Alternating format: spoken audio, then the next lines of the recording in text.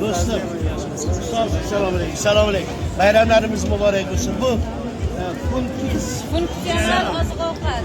Nima bu? Organik yo'lga suyuntirilgan mahsulotlarimiz. O'zbek olimlarimiz tomonidan patentlangan mahsulot. Organik yodlangan. qarang, ichida mana shu narsalar.